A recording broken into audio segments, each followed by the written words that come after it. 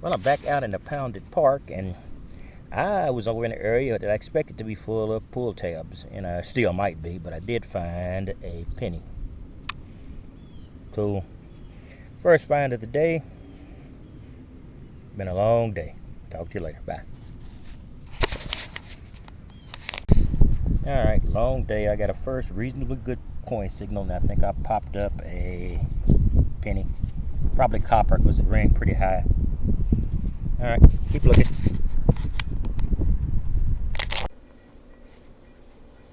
Well, this is Texas Tiger Digs at the Roundup, and this is basically what I got today.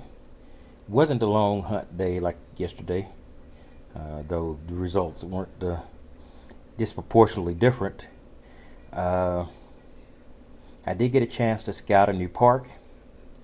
The new park I scouted, though, ended up being immediately adjacent, and really there's no fence between it and a golf course, a public golf course.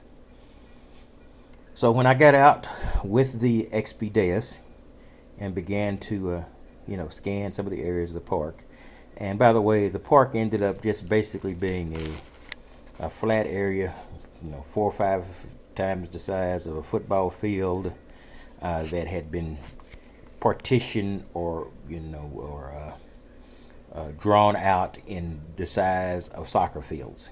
So don't know if you could really call it a full service park, but I went down beside the edges, away from the soccer fields where there was just regular ground, and every 3 inches I was getting quarter signals. That immediately made me suspicious, so I dug one deep can, and then I did the old coil lift, and each one of them was ringing 10, 12 inches above the ground. So I knew I was hitting cans. So can after can after can there. So that ended up being a complete waste of time. So I came back, rested a little bit, and I went to one of the parks I knew best, with my discrimination wide open, dust the trash, and I came up with 2 copper, 1 copper penny, and 2 zincs. And when I went to the second park, I was just using the Tesoro Tejon. I just didn't feel like being overwhelmed with information from any of my Target ID or VDI machines. So I just ran out with the very simple analog settings. I was discriminating on the primary discrimination at foil, and on the secondary just above screw caps, where our zinc pennies would just make a clicking sound. So that was what I did. In fact, this zinc penny, it rang up as just plain old garbage, but it's eaten up, and I don't know what it was adjacent to. So that might have been the reason it was reading complete garbage. So that was the most of today's hunt, and the the park I was telling you that was adjacent and virtually beyond some mounds, a part of the golf course.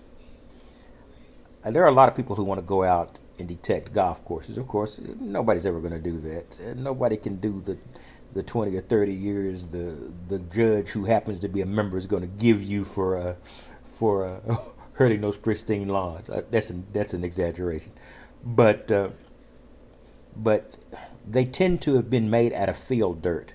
So unless you were at a 100-year or 60-year or 70-year-old golf course, chances are you're going to have a lot of field dirt, and you're going to have a lot of cans, etc., under that field dirt.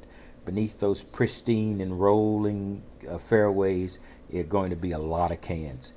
And that's what I ran into here. I think this might have been built as part of the golf course and then partitioned off because of its isolation into a city park. So I'm sure that thing is just full of field dirt. But I will go back out there when there are no soccer games in progress. There are some there, and like I said, I always go around the perimeter of any game field just to check. So I will do that. And I will make all precautions to avoid the deep cans I might run into. But Well, that's all I've got for today, and that's the second half of my weekend detecting session. And not one of my better ones, but like I said, I give you the cold hard truth about detecting here. And sometime you find things, sometime you don't. This is Texas Tiger Diggs, and I'll talk to you later. Bye bye.